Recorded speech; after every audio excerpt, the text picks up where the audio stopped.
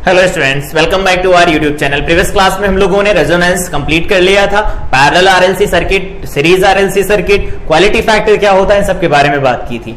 आज का हमारा डिस्कशन होगा power in series LCR circuit. Power क्या होती है, वाटलेस कंपोनेंट ऑफ करंट क्या होता है, चोक कॉइल क्या होती है, और पावर पर कुछ क्वेश्चन प्रैक्टिस करेंगे। तो सबसे पहले डिस्कस करते हैं power in LCR circuit. LCR circuit में जो पावर का एक्सप्रेशन होता है वो कैसे लिखा जाता है, बेसिकली एसी के अंदर ही पावर का एक्सप्रेशन कैसे लिखा जाता है वो हमारा डिस्कशन है। तो यहां पर हम एज्यूम करते हैं कि हमारे पास एक इक्वेशन दे रखी है वोल्टेज की, ईएमएफ की इक्वेशन। तो V इज इक्वल टू में सपोज V नॉट है और ये साइन ओमेगा टी दिया गया है। करंट की इक्वेशन दे रखी है I इज इक्वल टू में I नॉट और ये दे रखा है sign omega T plus five. यहां पर करंट को हम लीडिंग लेकर के चल रहे हैं। पावर फैक्टर के बारे में बात की जाएगी तो यहां पर हम करंट को लीडिंग लेके चल रहे हैं। तो करंट यहां पर लीड कर रही है फाई एंगल के साथ। तो अगर ये करंट लीड कर रही है तो यहां पर अगर हम पावर लिखते हैं instantaneous power, instantaneous power, instantaneous power क्या लिखी जाएगी, तो वो लिखेंगे P इज इक्वल टू में V इंटू आई। यही तो लिखेंगे। V की वैल्यू क्या है, तो V not sign omega T है। I नॉट की वैल्यू क्या है, मतलब I की वैल्यू, तो I not sign omega T plus five है। ये ऐसा दिया गया है।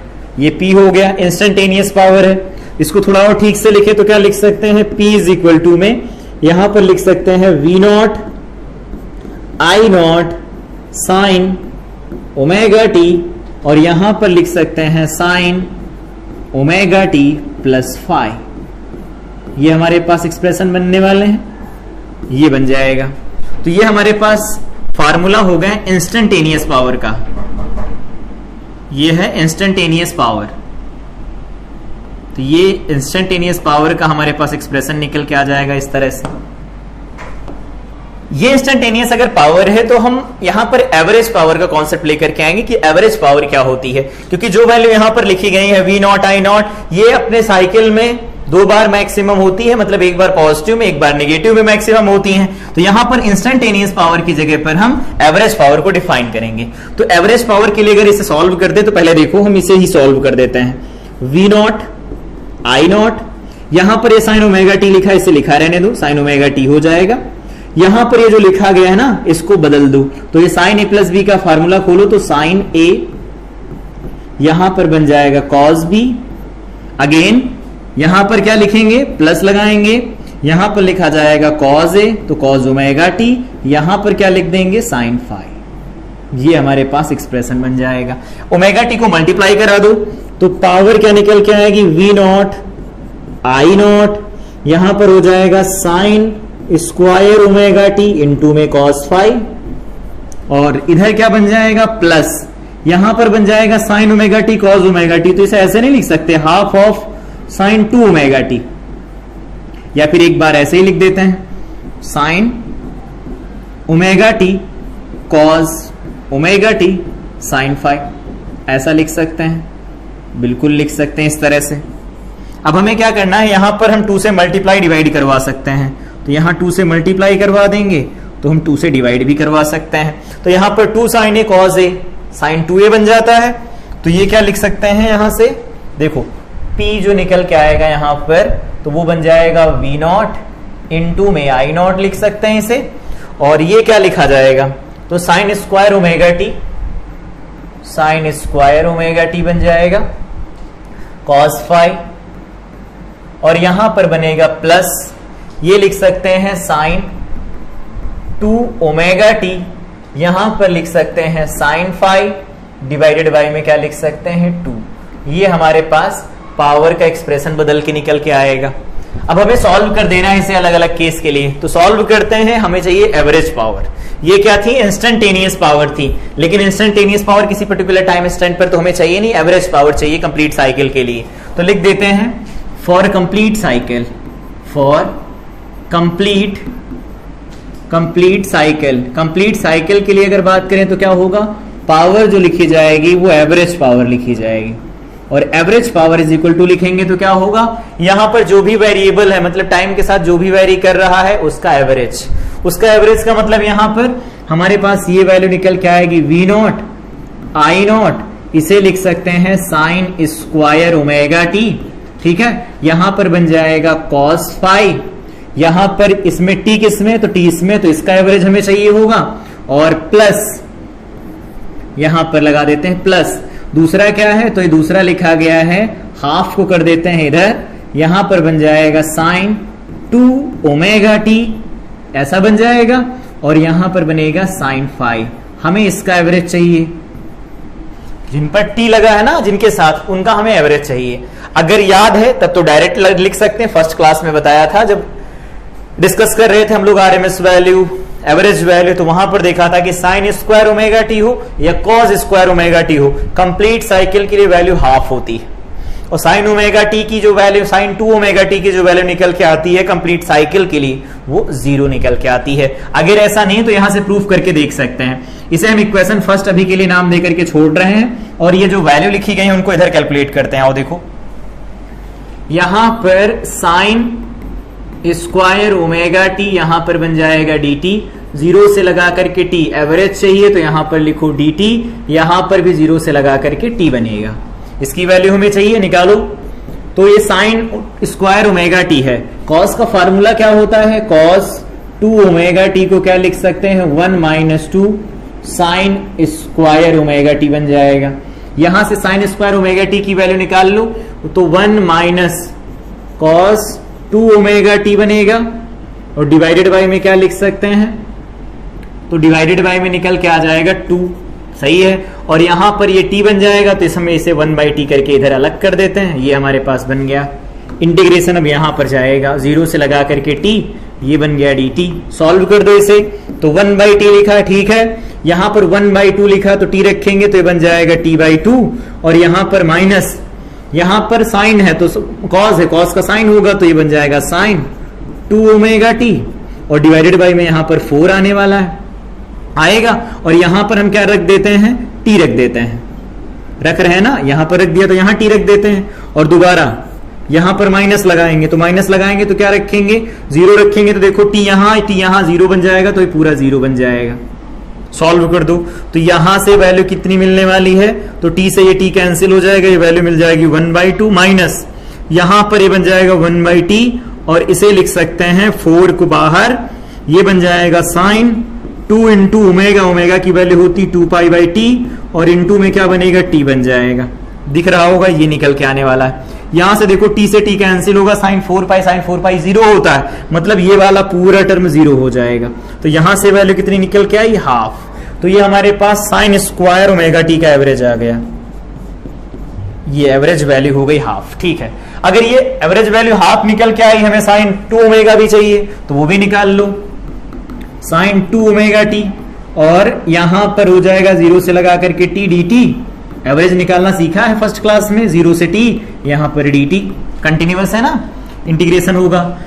यहां पर साइन 2 ओमेगा तो minus cos 2 omega T, divided by में बन जाएगा 2, ठीक है, और साथ में यहां पर ये t आ जाएगा, इस पर लगा दो लिमिट, कहां से कहां की, तो 0 से लगा करके t की लिमिट लगा देते हैं, तो ये 1/2t तो चला गया बाहर, लोअर लिमिट पहले लगा देते हैं तो 1 हो जाएगा, 1 होगा ना, तो अगर ये 1 लिखा जाएगा, और दूसरा यहां से देखो ये 1 हो गया, cos 0 1 होता है, और माइनस लगाएंगे तो माइनस लगाएंगे तो इसे क्या लिख सकते हैं, इधर वाले को देखो t इसमें रखना है हमें, तो यहां पर रख दो cos 2 इंटू ओमेगा की वैल्यू 2π/t, इंटू में ये बन जाएगा t बनेगा।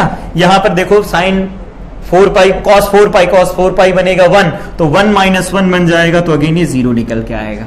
ठीक है, जो भी हम लोगों ने यहां पर यूज करेंगे, हम लोग जो भी एवरेज वैल्यू वो वैल्यू निकाल भी सकते हैं, और अगर पहली क्लास देखी तो वहां पर कुछ टर्म लिखे थे जिनको याद रखना है तो वो याद भी रख सकते हैं। तो निकाल लिया वैल्यू, क्या क्या निकल के आई, तो यहां से बताओ पी एवरेज क्या निकल के आने वाला है, ये हो गया हाफ, तो ये बन जाएगा वी नॉट आई नॉट, यहां पर लिखा जाएगा हाफ, और इसके सामने क्या लिखा गया है cos फाई, और ये जो इधर वाला टर्म लिखा गया ये 0 होने की वजह सारा 0 हो गया, तो ये हमारे पास पावर का एक्सप्रेशन निकल के आ गया। देखो कितना आसान है, इजी है, ये निकल के आ गया।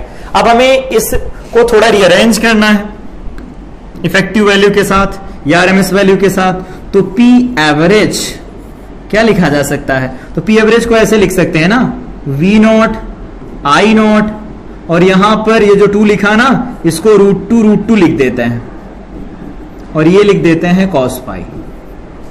सही है, बढ़िया है। अगर इसको हम सॉल्व करते हैं तो पी एवरेज क्या निकल के आएगा? देखो, V naught by √2 V R M S, I naught by √2 I R M S, into में क्या लिखा जाता है? cos फाई लिखते हैं। ये हमारे पास पावर का फार्मूला निकल के आ गया, पावर का फार्मूला निकल के आ गया। और यहां पर अगर पावर का फार्मूला निकल के आया है, इधर ही बात करते हैं, पावर का फार्मूला जो निकल के आया है,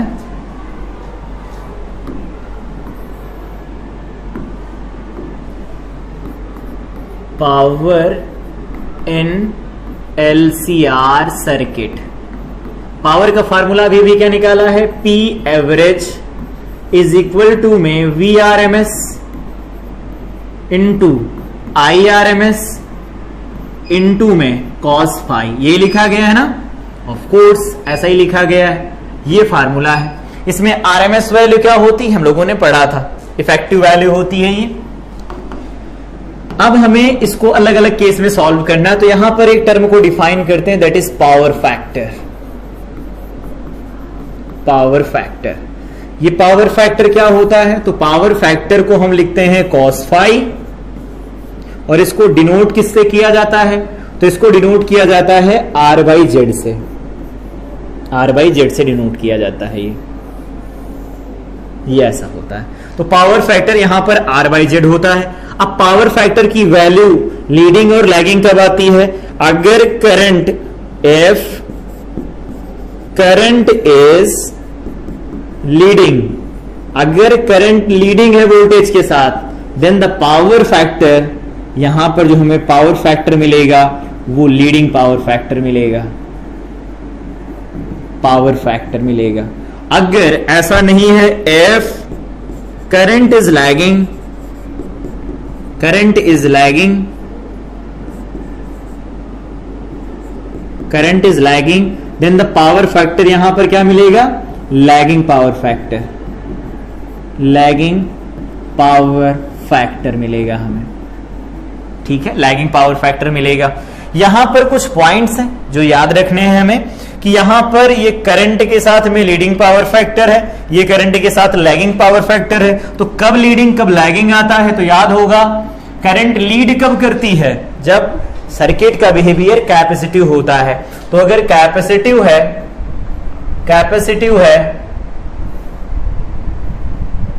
कैपेसिटिव, अगर बिहेवियर कैपेसिटिव होता है तो यहां पर करंट लीड करती है, करंट लीड करती है, और करंट लीड करने का सीधा मतलब होता है पावर फैक्टर जो होगा वो लीडिंग होगा, और पावर फैक्टर लीडिंग जो होता है वो हमारे लिए अच्छा होता है। ठीक है, यहां पर दोबारा अगर बात करें आगे दूसरा, तो यहां पर अगर इंडक्टिव नेचर होता है उसका, इंडक्टिव होगा, तो यहां पर करंट लैग करती है, करंट लैग करती है, और करंट अगर लैग करती है तो यहां पर जो पावर फैक्टर आएगा वो भी लैगिंग आएगा, लैगिंग आएगा। ये जो लैगिंग वाला केस होता है हमारे लिए अच्छा नहीं होता है। जब मोटर चलाते हैं हम लोग तो मोटर में क्या होता है, इंडक्टिव नेचर ज्यादा रहता है, तो उस केस में पावर फैक्टर लैगिंग आता है, और लैगिंग पावर फैक्टर आता है तो जो ऐसी इंडस्ट्री होती है जिनमें पावर फैक्टर की वैल्यू बहुत कम हो जाती है, तो उन केस में उनको बिजली के बिल के साथ में पावर फैक्टर का बिल भी अलग से देना पड़ता है। तो इसको सही करने के लिए हमें कैपेसिटिव सर्किट का यूज करना चाहिए। कैपेसिटिव सर्किट का यूज करके हम इंडक्टिव नेचर को कैपेसिटिव नेचर से कुछ न्यूट्रलाइज करने की कोशिश कर सकते हैं। पूरा का पूरा इंडक्टिव बिहेवियर नहीं रहेगा, पावर फैक्टर उतना ज्यादा लैगिंग नहीं रहेगा। ठीक है, इसका यूज करने के लिए अगर याद रखना चाहो जनरल नॉलेज के लिए, पावर फैक्टर करेक्शन पैनल का यूज किया जाता है। यहां पर जो भी ये लैगिंग पावर फैक्टर होता है ना, इसके लिए to remove lagging power factor, lagging power factor we use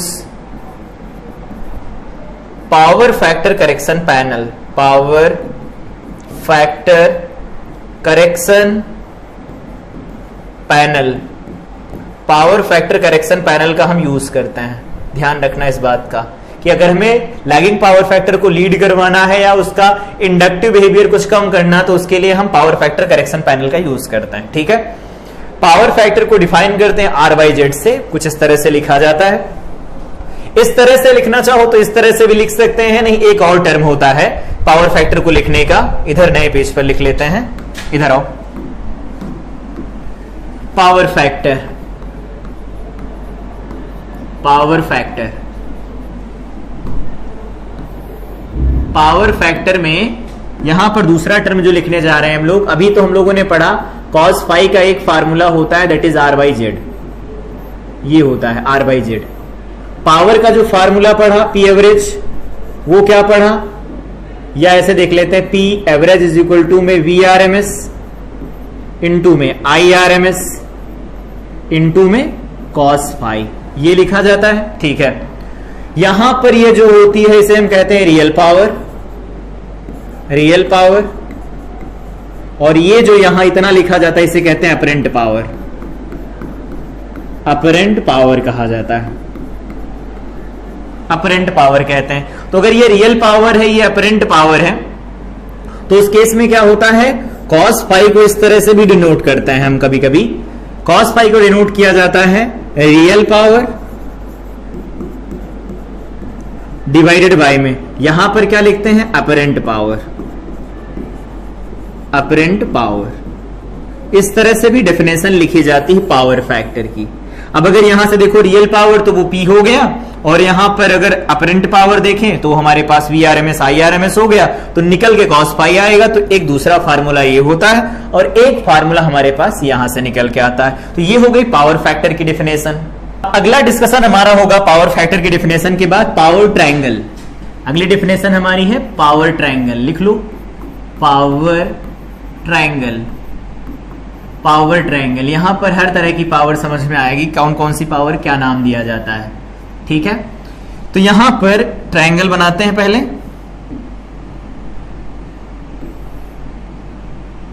ये ठीक नहीं है,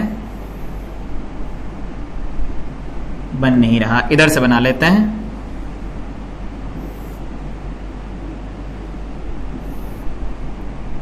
ये ऐसा बनेगा, ये ठीक नहीं है, ऐसा बनाते हैं, ये ऐसा। ठीक है, यहां पर फाई है, फेज जिसे हम बोल रहे हैं, ये फाई लिखा गया है। इधर होती है एक्टिव पावर, ट्रू पावर या रियल पावर, लिख देते हैं active power, true power, true power, या फिर हम इसको कहते हैं रियल पावर, रियल पावर। ठीक है, फार्मूला क्या होता है, तो फार्मूला होता है VRMS इंटू IRMS इंटू में cos फाई। ठीक है, दूसरा ये इस वाले साइड को रिप्रेजेंट करता है, ध्यान रखना, इस वाले साइड को जो रिप्रेजेंट करता है वो क्या होती है, इसे कहते हैं अपरेंट पावर, अपरेंट पावर। अगर ये अपरेंट पावर है हमारे पास, तो सुनो, इस अपरेंट पावर के केस में इसे क्या लिखा जाता है, तो इसे लिखते हैं VRMS इंटू में IRMS, IRMS इंटू में यहां क्या लिखा जाता है, साइन फाई लिखा जाता है। ठीक है, एक्टिव पावर, ट्रू पावर या रियल पावर हो गई, ये अपरेंट पावर होती VRMS into IRMS into sine phi. इसकी यूनिट क्या होती है, तो वाट या किलोवाट, इसको हम वाट में मेजर करते हैं।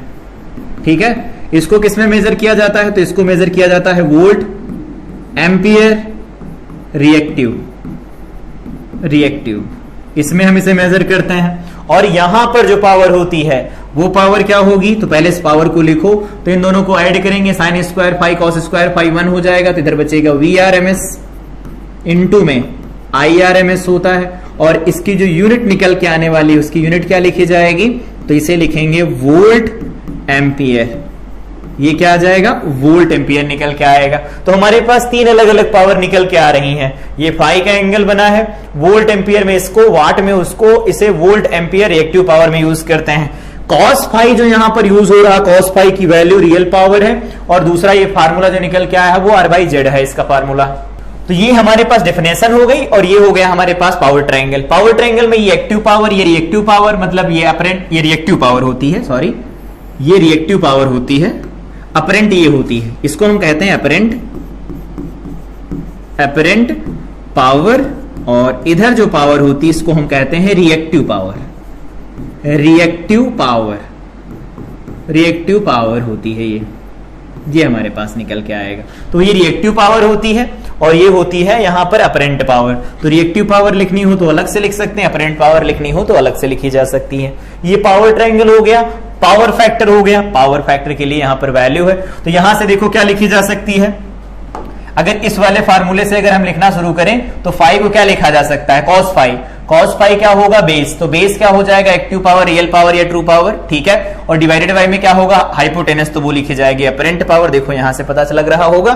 तो ये होता है power triangle basically AC circuit के लिए। इस तरह से पावर फैक्टर को डिफाइन करते हैं। यहां पर पावर फैक्टर की एक डेफिनेशन थी R/Z। करंट लीड करती, पावर फैक्टर लीड करता है, करंट लैग करती, पावर फैक्टर लैग करता है। करंट की वैल्यू को लीड करवाने के लिए, मतलब पावर फैक्टर को लीडिंग बनाने के लिए, हम पावर फैक्टर करेक्शन पैनल का यूज करते हैं। पावर के बारे में ये बेसिक बातें हो गई, ठीक है। क्वेश्चन पूछे जाएंगे तो इस तरह से हम सॉल्व कर सकते हैं उन्हें। अब अगला टर्म है हमारा वाटलेस कंपोनेंट ऑफ करंट क्या होता है, देख लिया। तो वाटलेस कंपोनेंट ऑफ करंट का क्या मतलब है वो समझते हैं। सपोज हमारे पास यहां पर ये इधर एक करंट दे रखी है, और इस साइड में हमारे पास ये ऐसा कुछ, ये हमारे पास दिया गया है VRMS, ये हमारे पास I दिया गया है, ठीक है। I दिया गया है या IRMS दिया गया है, बेसिकली I दिया गया है हमारे पास, और इधर दिया गया है V, ठीक है। अब हमारे पास यहां पर इन दोनों के बीच का फेज डिफरेंस पता है फाई है, तो फाई के दो कंपोनेंट आएंगे। इसका एक कंपोनेंट आएगा अलोंग V, जिसको हम लिखेंगे I cos फाई लिखा जाएगा। ये RMS है, अगर यहां पर RMS है, ठीक है। और यहां पर वर्चुअल वैल्यू भी हो सकती है, वर्चुअल वैल्यू भी कहते हैं ना, वर्चुअल करंट। इधर क्या बनेगा, तो इधर लिखेंगे IRMS, इनटू में क्या लिख सकते हैं, साइन फाई लिख सकते हैं, साइन फाई लिख सकते हैं। इन दोनों को मल्टीप्लाई करा दो जरा, इनको मल्टीप्लाई कराएंगे तो P जो भी आएगा अभी देखते हैं, IRMS इनटू में VRMS, इनटू में क्या बन जाएगा, cos फाई बनेगा, ये बन जाएगा। ये क्या होती है, ये तो रियल पावर होती है, रियल पावर होती है। इसका मतलब इधर जो पावर वो रियल पावर, तो इधर जो पावर है वो कैसी पावर है, तो वो पावर देखो कैसी पावर है। यहां पर करंट का जो कंपोनेंट है वो VRMS से कितना एंगल बना रहा है, π/2 बना रहा है। और अगर π/2 एंगल बना रहा होगा तो उस केस में जो पावर फैक्टर बन रहा होगा, ये जो ये एंगल बनाया π/2, cos π/2 की वैल्यू तो 0 होती है, तो उस केस में जो एवरेज वैल्यू ऑफ करंट है, वो पावर है, वो 0 निकल के आती है। इसीलिए इस कंपोनेंट को क्या कहा जाता है, इस कंपोनेंट को ही हम कहते हैं wattless component of current. Current का वाटलेस कंपोनेंट अगर पूछा जाता है तो इस तरह से बताएंगे, ठीक है। यहां पर भी देख सकते हैं, ये देखो पावर ट्रायंगल से भी देख करके बताया जाता है वाटलेस कंपोनेंट ऑफ करंट क्या होगा। तो ये जो रिएक्टिव पावर वाला होगा यही कंपोनेंट आएगा। ये हो गया हमारे पास वाटलेस कंपोनेंट ऑफ करंट। कुछ क्वेश्चन है, सॉल्व करते हैं इनको, फिर आगे बढ़ते हैं थियरी की तरफ। क्वेश्चन दिया गया the potential difference E and current I, ठीक है, flowing through AC circuit is given by this value and this value. Find average power dissipated in the circuit. तो फार्मूला भी पढ़ा, P क्या होता है, एवरेज। P एवरेज लिखा जाता है V एवरेज क्यों, VRMS, या ऐसे लिख दो ना direct, V0 I0 divided by में √2 इंटू √2 क्यों 2, और यहां पर क्या लिख सकते हैं, cos फाई। फाई क्या होगा, दोनों के बीच का फेज डिफरेंस। अब दिक्कत यह है, फेज डिफरेंस यहां cos, वहां साइन दिया गया है, तो एक काम करते हैं, यहां पर इसको हम बदलना चाहते हैं कॉज में, एक में बदल लो। तो मान लेते हैं हमने इसको बदल लिया कॉज, तो कॉज में बदल लिया तो इसे क्या लिखा जा सकता है बताओ? तो इसे लिख सकते हैं π/2 माइनस ओमेगा टी, ऐसा लिख सकते हैं, साइन ओमेगा टी बन जाएगा। यहां पर जो लिखा गया और वहां पर लिखा गया उनको देख के बताओ तो इनके बीच में फेज का डिफरेंस कितना आ रहा है।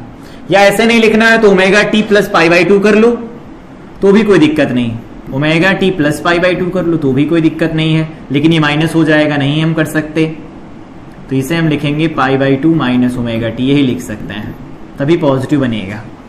तो वहां पर कॉज, यहां पर ऐसा है, तो यहां पर देखो π/6 है और वहां π/2 है, तो π/2 में से जब π/6 को माइनस किया जाता है तो कितना निकल के आएगा? ये 90 है, ये 30 है, तो 60 बचता है, मतलब π/3 बचता है। तो हमारे पास ये फेज का डिफरेंस आ गया, और ये फेज का डिफरेंस आया तो यहां पर पुट कर दो, सॉल्व कर दो।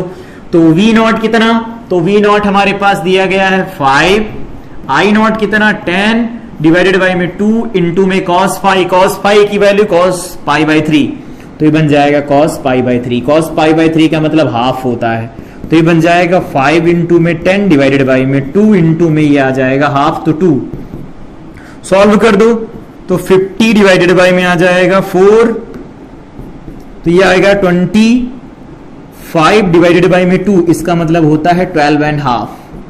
क्या है? पावर। पावर किस में लिखी जाती है? वाट में लिखी जाती है। तो ये हमारा आंसर निकल के आ जाएगा। मतलब फार्मूला जैसा पता है हम लोगों को, उसी फार्मूले के ऊपर बेस्ड क्वेश्चन था। ठीक है, पहला क्वेश्चन था, इजी था। यहां से ऑप्शनल क्वेश्चन आ गए हैं, पढ़ो और सुनो। A coil has an inductance of this is joined in series with resistance this when an alternating EMF of this at CPS applied to it, then the wireless component, wattless component है basically ये, wattless component of the circuit कितना होगा? तो wattless component कितना होगा? तो wattless component हम लोगों को पता है, वो क्या लिखा जाता है? IV sin phi। IV का मतलब क्या होता है?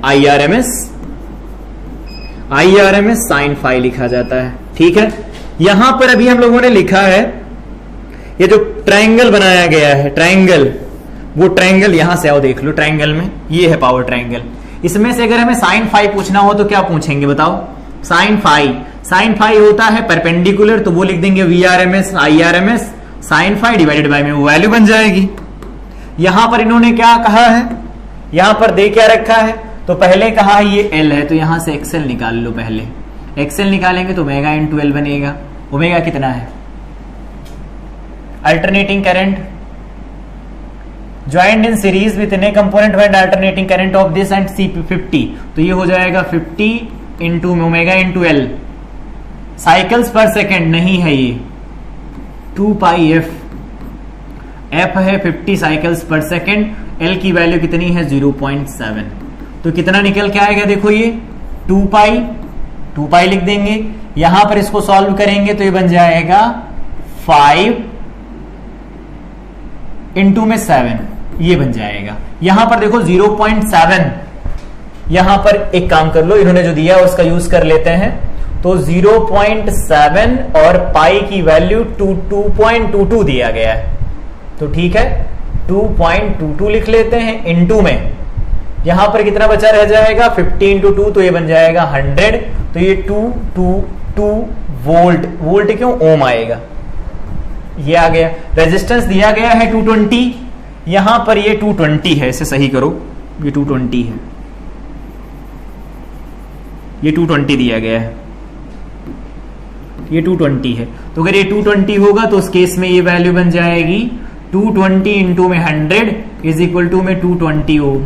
और ये भी देखो 220 ओम दिया गया है। When an alternating EMF of this volt and this, मतलब अब ऐसा हो गया, एक इंडक्टर है, एक रजिस्टर है, इनको कनेक्ट कर दिया गया है AC सप्लाई के साथ, और ये क्या चल रहा है? 220 वोल्ट, और ये क्या लिखा गया है?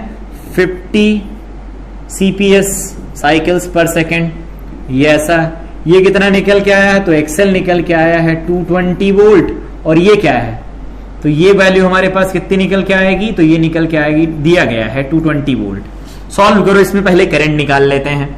तो करंट क्या होगा, current I is equal to में या I naught is equal to V naught by Z होता है। V नॉट कितना, तो V नॉट की वैल्यू हमारे पास निकालनी पड़ेगी। ये क्या लिखा है, तो ये हमारे पास 220 वोल्ट लिखा है। जब इक्वेशन में नहीं दिया गया होता तो ये वैल्यू कौन सी वैल्यू होती है, RMS वैल्यू होती है। तो चाहो तो IRMS डायरेक्ट लिख लो, IRMS is equal to VRMS divided by में जेड बन जाएगा। VRMS कितना 220 और जेड क्या बन जाएगा, तो स्क्वायर रूट हुआ, यही तो बनता है LR का। तो ये बन जाएगा 220 का स्क्वायर प्लस 220 का स्क्वायर, 220 स्क्वायर प्लस 220 का स्क्वायर बनेगा। तो ये 2 बार बन जाएगा ना, तो 2 इंटू 220 का स्क्वायर, तो 220 डिवाइडेड बाई में 220 हो जाएगा इनटू में। यहां क्या लिख सकते हैं, यहां पर बन जाएगा √2। तो हमारे पास ये वैल्यू निकल के आएगी कि 1/√2 आ गया। ठीक है, तो हमारे पास यहां पर IRMS की वैल्यू भी आ गई, IRMS की वैल्यू आ गई। तो IRMS की अगर वैल्यू यहां से ये निकल के आ रही है तो हमारे पास वाटलेस कंपोनेंट ऑफ करंट क्या होता है, तो ये होता है IRMS sin phi। तो बोलो IRMS का मतलब, तो ये 1/√2 है, ठीक है। और sin phi का क्या मतलब है, तो पहले cos phi निकाल लेते हैं। cos phi होता है R/Z, R/Z होता है ना।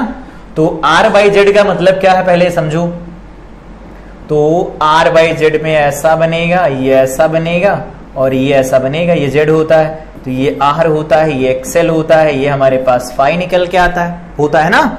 तो यहां से हमारे पास sin phi की वैल्यू चाहिए, तो sin phi क्या बन जाएगा, XL डिवाइडेड बाई में क्या लिखेंगे, इसे हम Z लिख सकते हैं।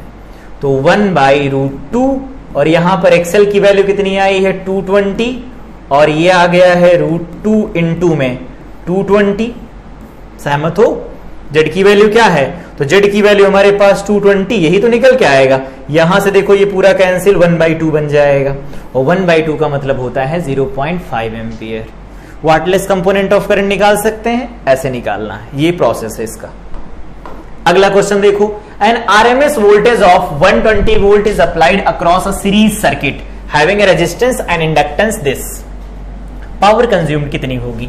पावर कंज्यूम्ड लिखी कितनी जाती है, पावर कंज्यूम्ड मतलब एवरेज पावर की बात कर रहे हैं, तो ये लिखी जाती है RMS वोल्टेज, RMS वोल्टेज दिया गया है सीरीज सर्किट हैविंग, रुको यहां पर L है, ये R है और यहां पर ये हमारे पास AC सोर्स दिया गया है ऐसा, और इसमें VRMS हमें दिया गया है, वो है 110 वोल्ट, ठीक है।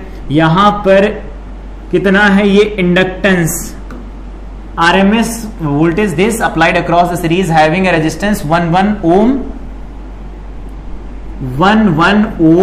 और यहां पर ये R दिया गया है, कौन है 11 ओम, रेजिस्टेंस है 11 ओम, ये XL है, पता नहीं कितना है। तो यहां से अगर Z लिखेंगे तो क्या लिखेंगे, XL square plus R square का स्क्वायर रूट, Z कितना दिया गया है 22, 484 इज इक्वल टू बन जाएगा यहां पर XL स्क्वायर प्लस XC का स्क्वायर मतलब ये R स्क्वायर, तो R स्क्वायर कितना बनेगा 11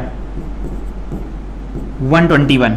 सॉल्व कर दो, ये 3, ठीक है, 4 में से बन गया 3, 8 में से 2 जाएगा 6 और यहां 4 में से बन जाएगा 3 इज इक्वल टू में XL का स्क्वायर बनेगा। ये XL निकल आया। इन्होंने पूछा क्या है, पावर कंज्यूम्ड बताना है, तो ये हम सॉल्व क्यों कर रहे हैं, रुको इसको ऐसे डायरेक्ट सॉल्व भी मत करो, पूरा ऐसे कर लेते हैं। R/Z ये किसकी वैल्यू होती है, cos phi की वैल्यू होती है, ठीक है। तो R हमें कितना दिया गया है, तो 11, Z की वैल्यू कितनी 22 इज इक्वल टू में क्या है cos phi, तो cos phi कितना निकल के आ गया, आधा बनेगा। और हम क्या लिख सकते हैं, पावर कंज्यूम लिखी जाती है P average is equal to में IRMS VRMS इनटू में cos phi, ठीक है। IRMS नहीं पता तो कोई बात नहीं, VRMS लिख सकते हैं, VRMS डिवाइडेड बाई में Z, यहां पर VRMS लिख सकते हैं और यहां पर cos phi लिख सकते हैं। तो VRMS का स्क्वायर हो जाएगा तो ये बनेगा 110 इनटू में cos phi, तो आधा हो गया ये, और यहां Z की वैल्यू कितनी है, तो 22 है। ठीक है, 2 यहां बनेगा, 10 ये बन जाएगा, फिर यहां से इसे कैंसिल करवाएंगे तो ये 5 बन जाएगा, 2 से इसे कैंसिल कराएंगे 55 बन जाएगा, 5 5 25 बनेगा, और 5 5 25 25 और 2 27 बन जाएगा। क्या निकल के आ रहा है, 275 वाट आ जाएगा। निकाल सकते हैं, इस तरह से निकाल सकते हैं। सर्किट न बनाना हो तो डायरेक्ट निकाल लेना। अब इंपॉर्टेंट पॉइंट एक और आ गया है, चोक कॉइल क्या होती है। पहला रिकॉल करते हैं जो हम लोगों ने पहले पढ़ रखा है। पहले पढ़ा था कि जब कभी भी हमें डीसी सर्किट के अंदर करंट को कम या ज्यादा करना होता है तो उस केस में हम किसका यूज करते हैं, रियोस्टैट का करते हैं ना। रियोस्टैट का यूज देखा भी होगा, रियोस्टैट हम लोगों ने देखा था। क्या होता है रियोस्टैट, ये इस तरह का रियोस्टैट होता है, इसका यूज करते हैं। इसमें यहां पर जो वायर्स होते हैं, प्रिंसिपल क्या था इसका, तो प्रिंसिपल इसका था कि आर जो होता है एल के डायरेक्टली प्रोपोर्शनल होता है। जितना ज्यादा हम लंबा वायर यूज करेंगे, जितनी ज्यादा लेंथ होगी वायर की, उतना ज्यादा वो रेजिस्टेंस ऑफर करेगा। रेजिस्टेंस जितना ज्यादा होता है, सर्किट में करंट की वैल्यू उतनी कम हो जाती है। और सर्किट में करंट की वैल्यू कम हो गई, इसका मतलब है करंट को कंट्रोल करने के लिए इसका यूज हम कर सकते हैं, ऑफ कोर्स कर सकते हैं। लेकिन एक दिक्कत है इसके साथ, क्या कि अगर हमें इस तरह से इसे कनेक्ट करना है, ये इस तरह से इसके ऊपर वायर्स लपेट दिए गए हैं, ऐसे ये इस तरह से वायर्स लपेट दिए गए हैं, तो जब हम इसका रेजिस्टेंस यूज करना शुरू करते हैं तो उसमें करंट तो जाती है ना। तो अगर करंट जाती उसमें, तो करंट जाती तो पर सेकेंड I²R का लॉस होता है, इतनी पावर डिसिपेट होती है। हीट के फॉर्म में हम लोगों ने पढ़ा था, heating effect of electric current, तो इतनी एनर्जी हीट के फॉर्म में डिसिपेट होती है पर सेकेंड। इसका मतलब करंट की वैल्यू तो इसने कम की, लेकिन उस केस में सर्किट में वेस्टेज ऑफ एनर्जी बढ़ गई। तो वेस्टेज ऑफ एनर्जी को कम किया जाए और सर्किट में करंट की वैल्यू को कम या ज्यादा कर सके, इसके लिए यहां पर एसी सर्किट के अंदर चोक कॉइल का यूज किया जाता है। फिर से रिपीट करते हैं, जैसे हम लोगों ने डीसी में पढ़ा था कि रियोस्टैट की मदद से हम क्या करते हैं, आर डायरेक्टली प्रोपोर्शनल एल का कॉन्सेप्ट लगा करके कंडक्टर की लेंथ बढ़ा करके, रेजिस्टेंस बढ़ाकर करंट को मिनिमाइज करते थे। लेकिन उसी टाइम करंट फ्लो करती थी उस वायर के अंदर, और रेजिस्टेंस अगर होगा उस वायर का तो कुछ ना कुछ एनर्जी हीट के फॉर्म में डिसिपेट होगी, और एनर्जी हीट के फॉर्म में अगर डिसिपेट होती है तो ये एक अच्छा करंट कंट्रोलर डिवाइस नहीं है।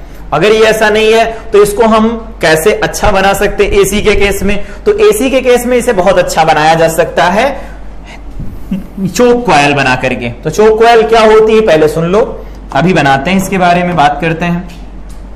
Choke coil is a device, choke coil एक डिवाइस होती है हैविंग हाई इंडक्टेंस, मतलब एल की वैल्यू बहुत ज्यादा होती है, बहुत ज्यादा होती है, एंड नेग्लिजिबल रेजिस्टेंस, और आर जो होता है वो बहुत कम होता है। It is used to control AC current in the circuit as rheostat is used for DC. जैसे डीसी में रियोस्टैट काम करता वैसे एसी में चोक कॉइल का हम यूज करेंगे। आइडियल चोक कॉइल यहां पर मार्क करके लिखना, आइडियल चोक कॉइल के केस में पावर लॉस 0 लिखा जाता है। क्यों? क्योंकि cos पाई पावर फैक्टर होता है ना, फाई क्या होता है, phase difference between current and VRMS, IRMS, इन दोनों के बीच का फेज डिफरेंस चाहिए, करंट और वोल्टेज के बीच का फेज डिफरेंस। और इंडक्टर के केस में करंट लैग करती है वोल्टेज के साथ, वोल्टेज लीड करता है π/2 से, और cos π/2 वो 0 होगा, मतलब पावर लॉस नहीं होगा। But practical choke coil some power loss because of resistance of the inducting coil. Inducting coil जो वायर्स लपेटे जाते हैं उनमें कुछ ना कुछ नेग्लिजिबल अमाउंट में कुछ ना कुछ रेजिस्टेंस तो आने वाला है। बिल्कुल 0 है ऐसा तो पॉसिबल है नहीं, कुछ ना कुछ रेजिस्टेंस आएगा, तो बहुत कम एनर्जी यहां पर हीट के फॉर्म में डिसिपेट होती है। लिखना चाहो तो बुकिश लैंग्वेज में डेफिनेशन लिखना हो लिख सकते हो। A choke coil is a simply an inductor with large inductance which is used to reduce current in AC circuit without much loss of energy। ज्यादा एनर्जी का लॉस नहीं करवाते हैं, फिर भी करंट की वैल्यू को कंट्रोल कर सकते हैं AC सर्किट के अंदर। ऐसी डिवाइस को हम चोक कॉइल कहते हैं। चोक कॉइल करती क्या है, प्रिंसिपल क्या है इसका? The choke coil is made up of thick insulated copper wires wounded closely in a large number of turns over a soft iron laminated core. Laminated core का मतलब तो समझ में आ गया होगा कि यहां पर एडी करंट के लॉस को कम करने के लिए हम लैमिनेटेड बनाते हैं, लैमिनेटेड बनाया जाता है, ठीक है। It offers a large reactance, ये लार्ज रिएक्टेंस लगाती है, एक्सएल की वैल्यू ज्यादा होती है, to the flow of AC and hence current is reduced. Laminated core reduces losses due to eddy current. Laminated core में एडी करंट की वजह से जो लॉस होता है वो कम हो जाता है। तो मतलब यहां पर क्या करते हैं, स्ट्रिप के फॉर्म में यहां पर हम सॉफ्ट आयरन लेते हैं और उसके ऊपर वायर्स लपेट देते हैं, ऐसे कुछ ऐसे वायर्स लपेट देते हैं। ये कॉपर्स वायर्स हैं, वाउंड कर दिए गए इस तरह से, और इसके अंदर हम प्रोवाइड कराते हैं एसी सप्लाई। तो कुछ इस तरह से होती चोक कॉइल। अब इसका कुछ इंडक्टेंस होगा और कुछ नेग्लिजिबल अमाउंट में इसका रेजिस्टेंस भी होगा। आइडियल के केस में, आइडियल अगर है तो आइडियल के केस में जो स्मॉल आर होता है लगभग में 0 के बराबर चला जाता है। तो उस केस में यहां पर जो एनर्जी हीट के फॉर्म में डिसिपेट हो रही थी वो 0 हो जाती है और आइडियल ये चोक कॉइल जैसा बिहेव करने लगती। पर ऐसा तो होता नहीं, प्रैक्टिकल कॉइल होती है, ऐसा बनता है। यहां पर सॉफ्ट आयरन कोर क्यों लगाई जाती है, सॉफ्ट आयरन कोर क्यों लगाई जाती है? तो मैग्नेटिक मटेरियल्स की अगर क्लास देखी तो वहां पर पढ़ा था हम लोगों ने कि जब कभी भी हम किसी फेरोमैग्नेटिक सब्सटेंस को इंट्रोड्यूस करवाते हैं कॉइल्स के बीच में, तो क्या होता है, उसका म्यूआर ज्यादा होता है और ज्यादा म्यूआर होने की वजह से जो मैग्नेटिक फील्ड उसके अंदर बनता है वो इनहैंस हो जाता है। इसकी वजह से हम मैग्नेटिक मटेरियल्स का यूज करते हैं, ठीक है। परमानेंट मैग्नेट, और यहां पर हम लोगों ने नेचुरल मैग्नेट्स बनाना सीखा था। यहां पर देखो वर्किंग क्या है इसका, काम ये कैसे करता है। तो प्रिंसिपल तो यहां पर हो गया, बनाया कैसे जाता है वो भी हो गया, ये काम कैसे करता है वो समझते हैं, वर्किंग। तो यहां पर कुछ इस तरह से इंडक्टर का मतलब बिहेवियर होगा, तो इंडक्टर को अलग से, कैपेसिटर का, रेजिस्टर का होगा, रेजिस्टर को अलग से, यहां पर एसी सप्लाई लगाई गई। वर्किंग क्या है, choke coil is put in series across the electrical appliance of resistance R and is connected to an AC source, this form an LR circuit. मुझे जेड बताओ इस सर्किट का, impedance of the circuit, impedance of the circuit. पढ़ लिया है सारे circuit तो बता सकते हैं जेड क्या आएगा, जेड इज इक्वल टू लिखा जाएगा R square plus XL square. बनेगा ऐसा, बिल्कुल ये बन जाएगा। करंट की वैल्यू क्या लिखी जाती है, I इज इक्वल टू लिखा जाता है V बाई जेड, याद होगा V बाई जेड लिखते हैं। तो जेड का मतलब पहले एक बार लिख दो V डिवाइडेड बाई में जेड, तो V तो ठीक लिखा है, जेड की वैल्यू क्या है R square plus XL square बन जाएगा। यहां से I इज इक्वल टू क्या लिखा जाएगा, V डिवाइडेड बाई में R स्क्वायर तो ठीक लिखा है, XL स्क्वायर मतलब ओमेगा स्क्वायर और L स्क्वायर बन जाएगा। इसका स्क्वायर रूट बनने वाला है, बनेगा स्क्वायर रूट, ठीक है। यहां पर ये ऐसी वैल्यू बन जाएगी। अगर ऐसा हुआ तो उस केस में हम लोगों ने अभी यहां पर क्या कहा, चोक कॉइल क्या होती है, जिसके लिए L बहुत ज्यादा होता है, L की वैल्यू बहुत ज्यादा होती है। और अगर L की वैल्यू बहुत ज्यादा होगी तो ओमेगा स्क्वायर L स्क्वायर जो होगा वो बहुत ज्यादा हो जाएगा, किससे, R स्क्वायर से। अगर ऐसा हुआ तो उस केस में जो करंट होगी I, यहां पर ये देखो लिखा गया R square plus omega square L square, तो उस केस में I इज इक्वल टू क्या लिख सकते हैं, V डिवाइडेड बाई में सिंपली R लिख सकते हैं। देखो ऐसा, R की वैल्यू अब बहुत कम होगी, तो R की वैल्यू अगर बहुत कम होगी तो उस केस में क्या हो जाएगा, करंट की वैल्यू बढ़ जाएगी। मतलब यहां पर हम इंडक्टेंस ऑफर करवा करके करंट की वैल्यू कम या ज्यादा कर सकते हैं। अब ये एनर्जी क्यों नहीं कंज्यूम करेगा, तो पावर लिखवाओ, पावर एवरेज क्या होती है, VRMS, तो ये लिख देते हैं VI cos फाई, ये तो लिखते हैं ना, V naught I naught by cos phi लिखा जाता है, तो ठीक है। V नॉट सही है, V नॉट सही है, 2 भी सही है, I नॉट नहीं सही है, तो इसे V नॉट बाई जेड लिख दो, लिख सकते हैं। और cos फाई को क्या लिखा जाता है, तो R बाई जेड लिखा जाता है। ये आ क्या गया, V नॉट का स्क्वायर डिवाइडेड बाई में 2, यहां पर आ जाएगा R डिवाइडेड बाई में, यहां पर बनेगा R square plus omega square L square, ये वैल्यू बन जाएगी। और हम लोगों को पता है यहां पर कि जो cos फाई होता है वो R बाई जेड होता है, अब आर की वैल्यू जेड के कंपैरिजन में तो बहुत कम होती है, तो इन दैट केस जो cos फाई होता है वो अप्रोच करता है 0 की तरफ। और अगर ऐसा होता है तो उस केस में जो पावर कंज्यूम होती है वो बहुत कम लिखी जाती है। तो इसीलिए हम इसका यूज कर सकते हैं एसी सर्किट के अंदर करंट को कंट्रोल करने के लिए। तो चोक कॉइल क्या होती है? एक डिवाइस जो एसी सर्किट के अंदर रियोस्टैट जैसा बिहेवियर रखती है, करंट की वैल्यू कम या ज्यादा कर सकती है। लेकिन रियोस्टैट की एक प्रॉब्लम थी कि वो I²R/सेकंड एनर्जी कंज्यूम करता था सर्किट के अंदर, लेकिन ये इसके अंदर इंडक्टिव नेचर होने की वजह से ज्यादा एनर्जी कंज्यूम नहीं हो पाती। तो ज्यादा एनर्जी कंज्यूम नहीं होगी तो एनर्जी का वेस्टेज कम हो जाएगा और करंट की वैल्यू को कंट्रोल भी किया जा सकता है। मतलब एसी के पॉइंट ऑफ व्यू से ये एक इंपॉर्टेंट डिवाइस है चोक कॉइल, तो ध्यान रखना। डेफिनेशन यहां पर लिखी गई है। कंस्ट्रक्शन कैसे कराया जाता है, सर्किट के अंदर इसे कैसे दिखाया जाता है, पावर लॉस इसमें कम क्यों होता है, तो cos फाई की वैल्यू 0 की तरफ अप्रोच करेगी, तो अगर ये वैल्यू 0 की तरफ अप्रोच करेगी तो पावर जो बनेगी डेसिपेट होगी हीट के फॉर्म में आर के अक्रॉस, तो वो भी बहुत कम हो जाएगी।